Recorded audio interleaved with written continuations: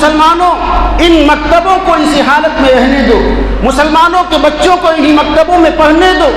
تمہیں معلوم بھی ہے کہ اگر یہ ملا و درویش نہ رہے، یہ چٹائی کے اوپر اللہ اللہ کرنے والے، قال اللہ قال رسول پڑھانے والے نہ رہے تو تمہیں معلوم ہے کیا ہوگا۔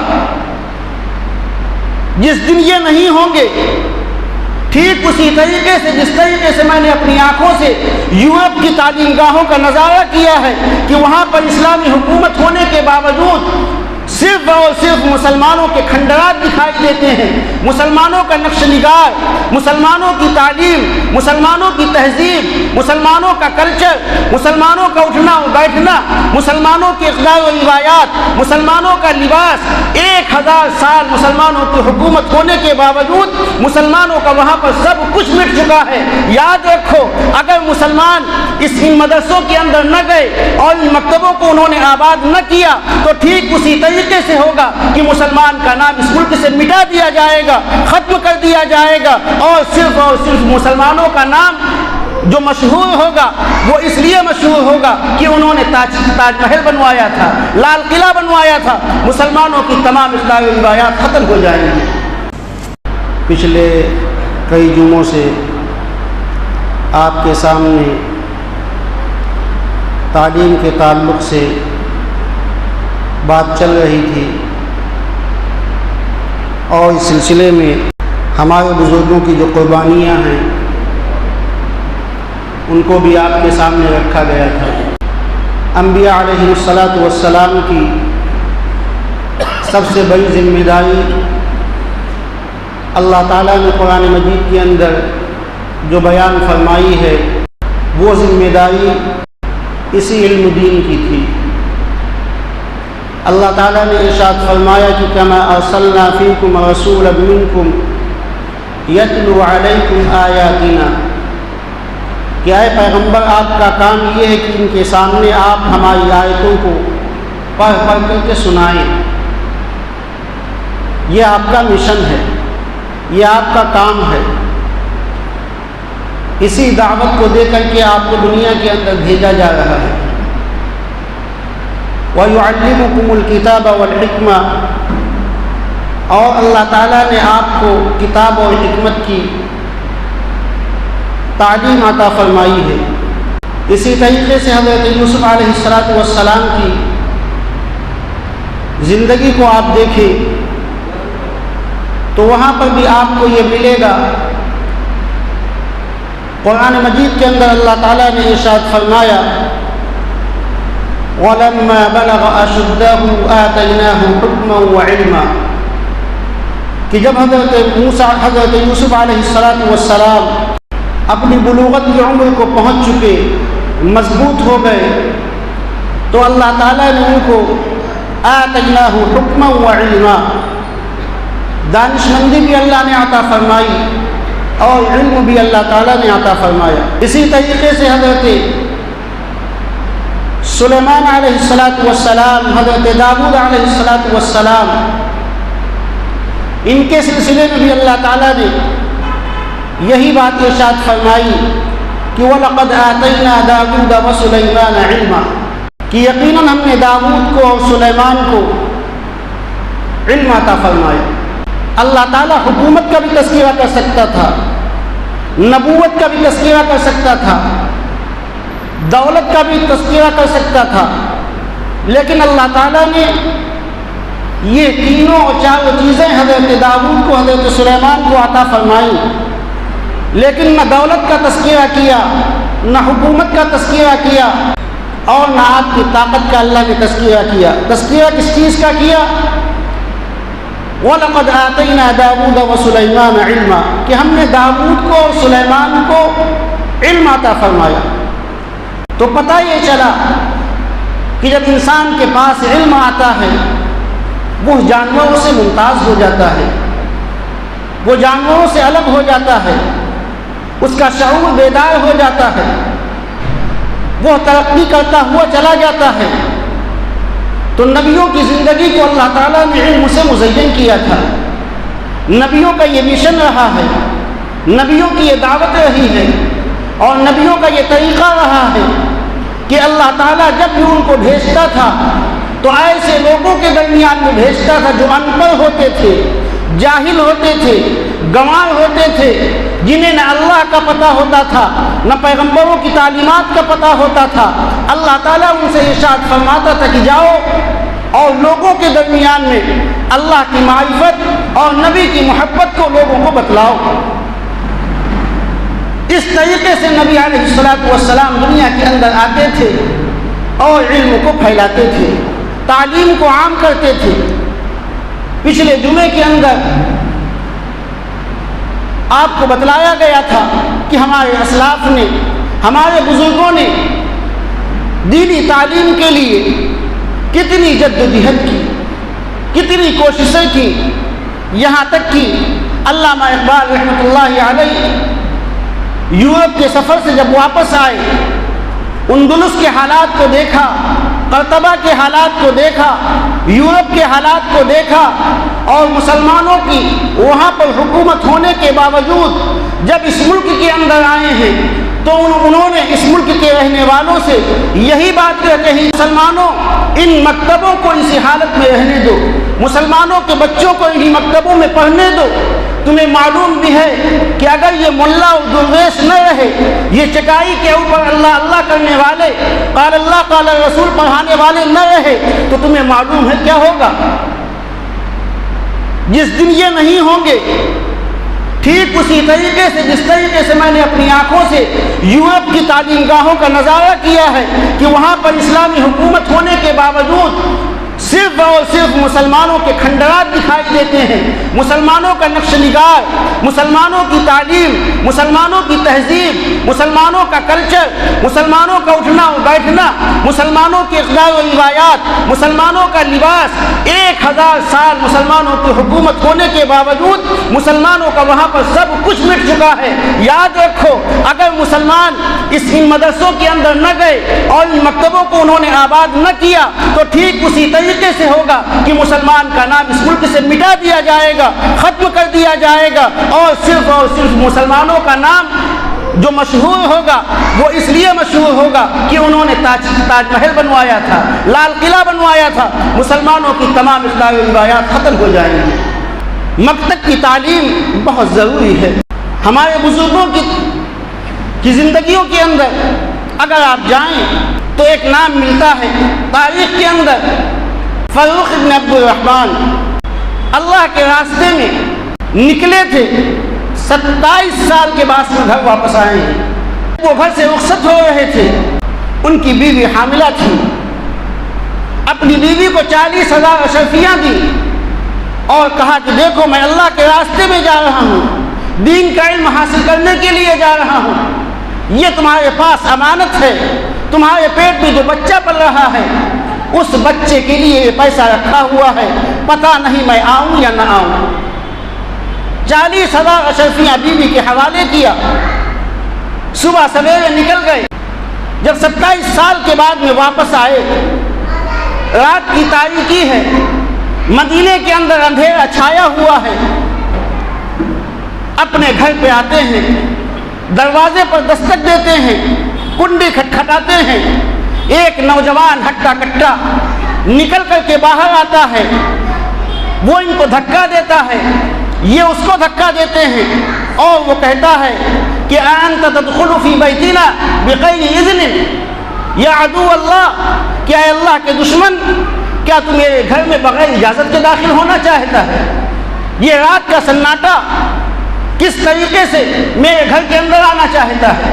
ابن عبد الرحمن نے کہا کہ اے اللہ کے دشمن، یہ تو میرا گھر ہے، تو کہاں سے آ گیا؟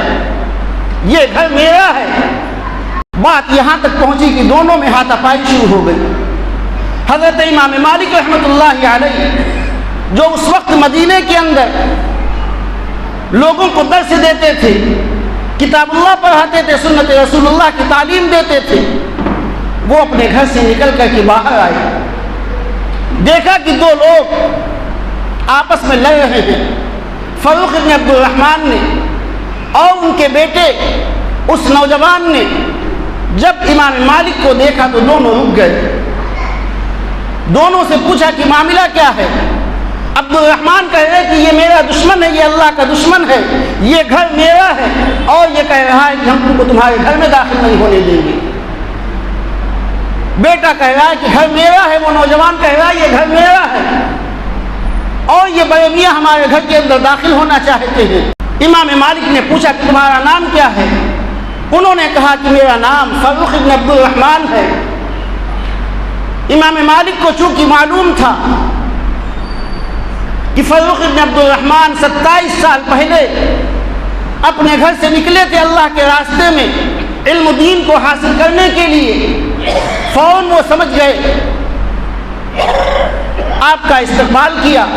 اس گفتگو کو جب بیوی نے سنا، نکل کر کے باہر آئی اور بیوی کہنے لگی کہ ہذہ زوجتی وہذا ابنی، کہ یہ تو میرے شوہر ہیں، یہ میرے سرتاج ہیں جو 27 سال پہلے مجھ کو چھوڑ کر کے اللہ کے راستے میں نکل گئے تھے، اور یہ میرا بیٹا ربیعہ ہے۔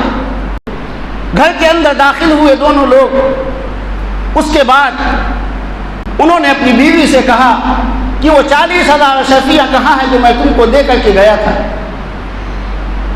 بیوی نے کہا کہ اے میرے سرتاج، صبر کیجئے، پریشان نہ ہوئیے، آپ کو ایک ایک پائی کا حساب دیا جائے گا۔ رات گزر گئی۔ جب اذان ہوئی صبح فجر کی، ربیعہ بھی یعنی وہ نوجوان، وہ ان کا بیٹا اور فروخ بن عبدالرحمن دونوں مسجد چلے گئے، نماز ادا کی۔ نماز ادا کرنے کے بعد فروخ بن عبدالرحمن جو 27 سال پہلے گئے تھے، مسجد میں نماز ادا کی، اور نماز ادا کرنے کے بعد اپنے چپل کو اٹھایا اور پہن کر کے مسجد کے باہر چلے آئے، اور ان کا بیٹا وہ ربیعہ روضہ رسول کے سامنے مسجد نبوی کے اندر ہزاروں طلبہ کو بیٹھ کر کے مسند کے اوپر، کرسی کے اوپر بیٹھ کر کے درس حدیث دے رہے ہیں۔ باہر نکل آئے اور باہر لوگوں میں آپس میں چینی گوئیاں شروع کر دی کہ دیکھو میں 27 سال کے بعد آیا ہوں اللہ کے راستے سے، میرا کوئی استقبال کرنے کے لیے تیار نہیں، مجھ سے کوئی مسافہ کرنے کے لیے تیار نہیں، میرا کوئی خوش آمدید کہنے کے لیے تیار نہیں، میں 27 سال کے بعد میں اللہ کے راستے سے واپس آیا ہوں، لیکن کسی نے مجھ سے مسافہ نہیں کیا۔ اور یہ کل کا نوجوان جو اسٹیج کے اوپر بیٹھا ہوا ہے، کرسی کے اوپر بیٹھا ہوا ہے، لاکھوں طلبہ اس کے سامنے بیٹھے ہوئے ہیں اور حدیث کے درس کو حاصل کر رہے ہیں، یہ کون نوجوان ہے؟ مسجد کے باہر وہ باتیں کر رہے ہیں۔ تو لوگوں نے ان کو بتایا کہ یہ ربیعہ ابن عبدالرحمن ہے۔ یہ جب انہوں نے یہ بات سنی تو اس نوجوان کو دیکھا، خوشی میں ناچنے لگے، جھومنے لگے، اور جب گھر پہنچے بیوی نے کہا کہ آئیے میں آپ کو حساب دوں، ایک ایک پائی کا میں آپ کو حساب دوں۔ بیوی نے کہا کہ یہ بتلائیے، مسجد کے اندر آپ گئے تھے، آپ نے مسجد کے اندر کیا دیکھا؟ انہوں نے کہا کہ میں مسجد کے اندر میں نے یہ دیکھا کہ ایک نوجوان ہے جو بیٹھا ہوا ہے اور لوگوں کو حدیث کا علم دے رہا ہے، قال اللہ و قال رسول کو پڑھا رہا ہے، لوگوں کو تعلیم دے رہا ہے، بادشاہ ہیں، امراء ہیں، وزیر ہیں، اور نہ جانے کتنے لوگ ہیں جو اس کے ارد گرد جمع ہیں۔ میں نے یہ منظر دیکھا ہے۔ تو فرمایا ان کی بیوی نے کہ آپ کو ایسا نوجوان چاہیے کہ 40,000 اشرفیاں آپ کو چاہیے، کیا پسند ہے آپ کو؟ انہوں نے کہا کہ نہیں، مجھے 40,000 اشرفیہ پسند نہیں، مجھے تو ایسا نوجوان چاہیے کہ جس کے سامنے لاکھوں طلبہ بیٹھے ہوئے ہوں اور وہ درس کا علم حدیث کا درس دے رہا ہو، مجھے ایسا نوجوان چاہیے۔ تو ان کی بیوی نے کہا کہ جس نوجوان کو آپ نے مسجد نبوی کے اندر دیکھا ہے، وہ نوجوان وہ آپ کا بیٹا ہے، ہم نے اس کی تربیت کی تھی، ہم نے اس کو پالا اور پوسا تھا۔ میرے بھائی، یہ ہوتی ہے مائیں کہ جب ماں کسی چیز کو ٹھان لیتی ہے اور اپنے بیٹے کی تربیت کرنے کے اوپر آتی ہے تو ماں اپنے بیٹے کو ولی بنا سکتی ہے، اپنے بیٹے کو عالم دین بنا سکتی ہے، اپنے بیٹے کو حافظ قرآن بنا سکتی ہے، اپنے بیٹے کو اللہ کا ولی بنا سکتی ہے، اپنے بیٹے کو محدث بنا سکتی ہے، اپنے بیٹے کو مفسر بنا سکتی ہے۔ لیکن یہ کب ہوگا؟ جب مائیں یہ تہیا کر لیں کہ ہمیں اپنے بیٹے کو کچھ بنانا ہے۔ اور اگر آپ نے فکر نہ کی، ماؤں نے فکر نہ کی، بہنوں نے فکر نہ کی، اور ہم نے اور آپ نے فکر نہ کی، تو میرے بھائی یہ بیٹے ہمارے ہاتھ سے نکل جائیں گے۔ یہ کیا بنیں گے؟ گالی گلوچ کرنے والے، زنا کرنے والے، چوری کرنے والے، شراب پینے والے، دینی تعلیم سے دور رہنے والے، قرآن سے دور رہنے والے، نبی کی معرفت سے دور رہنے والے۔ تو ہمیں اور آپ کو یہ بتلایا جا رہا ہے کہ ہم تعلیم سے جڑیں۔ ہمارے بزرگوں نے بچوں کی محبت کو قربان کر دیا، بیوی کی محبت کو قربان کر دیا، لیکن علم دین کو حاصل کر کے انہوں نے اپنے سینے کے اندر سمو لیا۔ کیسی کیسی قربانیاں، ایک قربانی نہیں۔ مدینے کے اندر حضرت امام مالک رحمۃ اللہ علیہ موجود ہیں۔ ایک نوجوان مصر کا ہٹا کٹا 17 سال کا نوجوان حضرت امام مالک رحمۃ اللہ علیہ کے درس کے اندر پہنچتا ہے اور وہ پوچھتا ہے افیکم عبد الرحمن بن قاسم، کیا آپ کی مجلس میں عبد الرحمن بن قاسم موجود ہیں؟ حضرت امام مالک نے عبد الرحمن بن قاسم کی طرف اشارہ کیا۔ وہ نوجوان دوڑتا ہوا عبد الرحمن بن قاسم کے پاس پہنچتا ہے اور آپ کو اٹھاتا ہے اور کان میں کوئی بات کہہ دیتا ہے۔ کان میں بات کا پہنچنا تھا کہ عبد الرحمن بن قاسم زار و قطار رونے لگے۔ اتنا روئے کہ امام مالک نے پوچھا کہ عبد الرحمن کیوں رو رہے ہو؟ ابھی تو تم بلبل کی طرح چہک رہے تھے، ابھی تمہاری چہرے کے اوپر خوشی کے آثار تھے، کوئی غم ہو گیا؟ کیا بات ہے؟ کسی کے انتقال کی خبر آ گئی؟ کیا بات ہے؟ عبد الرحمن بن قاسم نے کہا کہ حضرت ماجرا ایسا ہے کہ جس کو بیان نہیں کیا جا سکتا۔ حضرت امام مالک نے پوچھا پورا واقعہ بتلاؤ، کیوں رو رہے ہو، کیا بات ہے؟ تو عبد الرحمن بن قاسم نے کہا کہ حضرت آپ کے درس حدیث کی صدائیں، آپ کے درس حدیث کی صدائیں ہمارے ملک مصر کے اندر جب پہنچی، رات کی تنہائی تھی، اندھیرا چھایا ہوا تھا، کمرے کے اندر میں موجود تھا، بستر کے اوپر لیٹا ہوا تھا، کروٹیں بدل رہا تھا۔ میری بیوی نے میری بے چینی کو دیکھا، کروٹوں کو میں بدل رہا ہوں۔ اس نے پوچھا کہ عبد الرحمن کیا بات ہے، کیوں نیند نہیں آ رہی ہے، کیوں تڑپ رہے ہو، کیوں بلک رہے ہو، کیوں پریشان ہو، کیوں کروٹیں بدل رہے ہو؟ میں نے کہا اپنی بیوی سے کہ میں نے جو کتاب موطا امام مالک پڑھی ہے، مجھے خبر ملی ہے کہ اس کتاب کو لکھنے والا مدینے کے اندر موجود ہے۔ افسوس یہ ہے کہ میں مدینے نہیں جا سکتا ہوں، میں ان سے اس کتاب کو پڑھنا چاہتا ہوں۔ بیوی نے کہا کہ اگر کوئی رکاوٹ ہو تو بتاؤ۔ کہا رکاوٹ یہی ہے کہ تم ہو، یہ بچہ ہے، یہ رکاوٹ دور ہو جائے تو میرے دل کی جو پیاس ہے وہ پیاس بجھ سکتی ہے۔ بیوی نے کہا کہ جاؤ، میری طرف سے تمہیں اجازت ہے، درس حدیث حاصل کرو، اللہ کے نبی صلی اللہ علیہ وسلم جو علم کو لے کر کے آئے ہیں اس علم کو حاصل کرو، جاؤ امام مالک کے پاس اور مدینے کے اندر علم حاصل کرو۔ عبد الرحمن بن قاسم کہتے ہیں کہ حضرت ہمارے دل کے اندر جو تمنائیں تھیں، ہم اس چیز کو لے کر کے آپ کے دربار میں حاضر ہو گئے۔ ہم اپنی بیوی سے 1 سال کی اجازت لے کر کے آئے تھے، اور 1 سال نہیں بلکہ آج 3 سال ہو گئے، لیکن ہمارے دل کی جو پیاس تھی وہ پیاس ابھی بھی نہیں بجھی ہے۔ ہمارے نبی نے ارشاد فرمایا تھا کہ لا یشبعان طالب علم و طالب مال، کہ دنیا کے اندر 2 ایسے پیاسے ہیں جن کی پیاس کبھی نہیں بجھتی، ایک علم کا طلب کرنے والا، ایک مال کا طلب کرنے والا۔ تو حضرت جو پیاس میرے اندر تھی، 1 سال کی میں اجازت لے کر کے بیوی سے آیا تھا، 3 سال ہو گئے لیکن میری پیاس نہیں بجھی ہے۔ میں نے بیوی کو خط لکھا تھا کہ اے میری بیوی، ہم نے تم سے اجازت لی تھی 1 سال کی، آج 3 سال گزر گئے، ہم نے تمہارے اوپر ظلم کیا، تمہیں نان و نفقہ نہیں دیا، اگر تم کسی سے نکاح کرنا چاہو تو کر سکتی ہو، ہم جب تک کہ علم کو حاصل نہیں کر لیں گے، درس حدیث کو نہیں لے لیں گے، اس وقت تک ہم اپنے ملک کے اندر آنے والے نہیں۔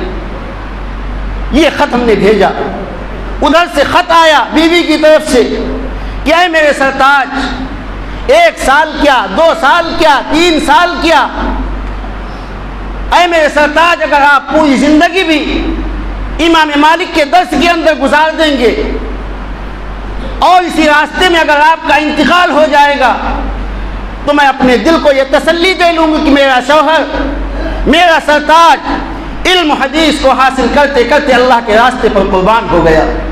یہ استقامت تھی ہماری عورتوں کی، یہ استقامت تھی ہماری بہنوں کی، یہ استقامت تھی ہماری ماؤں کی کہ کس طریقے سے قربانیاں دی ہیں انہوں نے، کس طریقے سے دقتیں اور پریشانیاں انہوں نے جھیلی ہیں علم و دین کو حاصل کرنے کے لیے۔ اور اس کے بعد میں فرماتے ہیں کہ آج 17 سال ہو گئے، آپ کی خدمت میں جو بچہ میں چھوڑ کر کے آیا تھا اپنی بیوی کے پاس، وہ بچہ بڑا ہوا، اس نے کمایا، مال و دولت کا وہ وارث ہوا، اور اللہ تعالیٰ نے اس کے اوپر حج کو فرض کر دیا۔ اس کی ماں نے اس کو تعلیم دی تھی کہ بیٹا تمہارے باپ عبد الرحمن ابن قاسم امام مالک کی مجلس کے اندر موجود ہوں گے، تم حج کرنے جا رہے ہو، 17 سال پہلے تمہارے باپ امام مالک کے پاس گئے تھے، آج تک وہ واپس نہیں آئے ہیں، اللہ نے تمہیں موقع دیا ہے، 17 سال آج ہو گئے، امام حج کرنے جا رہے ہو، اپنے باپ عبد الرحمن ابن قاسم سے ملاقات کرنا، ان سے دعائیں لینا، ان کے ہاتھوں کو چومنا اور ان سے اپنے سر کے اوپر شفقت کا ہاتھ رکھوانا۔ میرے بیٹے تم جاؤ اپنے باپ سے ملاقات کر کے آنا۔ تو حضرت یہ میرا بیٹا جو یہ آیا تھا نوجوان، یہ میرا بیٹا ہے، یہ 17 سال کے بعد میں یہ میرا خون ہے جو آج مجھے 17 سال کے بعد میں نے اس کو دیکھا ہے۔ تو میرے بھائی اس طریقے سے ہمارے بزرگوں نے قربانیاں دی ہیں، تب جا کر کے یہ علم دین ہم تک پہنچا ہے۔ آج علم دین کی ہم ناقدری کر رہے ہیں، مکاتب کی ہمیں فکر نہیں، ہمیں فکر ہے تو اسکول کی فکر ہے، ہمیں فکر ہے تو ٹیوشن کی فکر ہے، ہمیں فکر ہے تو دنیاوی چیزوں کی فکر ہے۔ نہیں، اللہ سے کرے دور تو تعلیم بھی فتنہ، اللہ سے کرے دور تو تعلیم بھی فتنہ، املاک بھی، اولاد بھی، جاگیر بھی فتنہ، ناحق کے لیے اٹھے تو شمشیر بھی فتنہ، شمشیر ہی کیا نعرہ تکبیر بھی فتنہ۔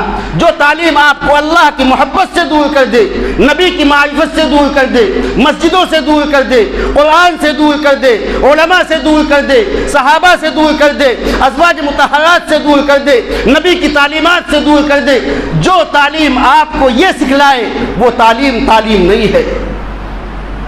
تعلیم کو ہم مضبوطی کے ساتھ میں تھامیں، علم دین سے وابستہ ہوں، قرآن کریم کے درس کے حلقوں میں بیٹھیں۔ یہ ہمارے بزرگوں کی قربانیاں جب ہمارے سامنے آتی ہیں بدن کے رونگٹے کھڑے ہو جاتے ہیں، کیسے یہ انسان تھے کہ 27 سال کے بعد میں اپنے گھروں کو واپس آئے، 17 سال کے بعد میں اپنے گھروں کو واپس آئے۔ آج ہمارا نوجوان ہے کہ اس کے پاس دنیا کے تمام کاموں کے لیے وقت ہے، ٹی وی دیکھنے کے لیے وقت ہے، موبائل دیکھنے کے لیے وقت ہے، پکچر دیکھنے کے لیے وقت ہے، ٹہلنے کے لیے وقت ہے، شادی بیاہ میں 2 گھنٹے اور 3 گھنٹے جانے کے لیے اس کے پاس وقت ہے۔ لیکن وہی نوجوان قرآن کے پڑھنے کے لیے، قرآن کی تعلیم کو حاصل کرنے کے لیے، نبی کے فرمان کو سننے کے لیے اس نوجوان کے پاس 5 منٹ کا ٹائم نہیں ہے۔ غلط تو نہیں کہہ رہا ہوں؟ یہ بزرگوں کی قربانیاں آپ دیکھیے ایک طرف، اور اس کے بعد میں ہم اپنے حال کو دیکھیے، ہم کہاں جا رہے ہیں، اور پھر کہہ رہے ہیں کہ اللہ کی طرف سے حالات نہیں بدل رہے ہیں۔ جب بھی اللہ کی طرف سے حالات اسی وقت بدلیں گے جب آپ اللہ کی بات کو مانیں گے، اللہ کی بات کو گلے سے لگائیں گے، نبی کے فرمان کو اپنی زندگی کے اندر اتاریں گے، تب اللہ کی طرف سے حالات بدلیں گے۔ اللہ سے دعا فرمائے کہ اللہ تعالی ہم سب کو علم دین سے وابستہ فرمائے اور اپنے بچوں کے سلسلے میں ہمیں فکر مند ہونے کی توفیق عطا فرمائے۔ وآخر دعوانا الحمدللہ رب العالمین۔ سنت ادا کرنا۔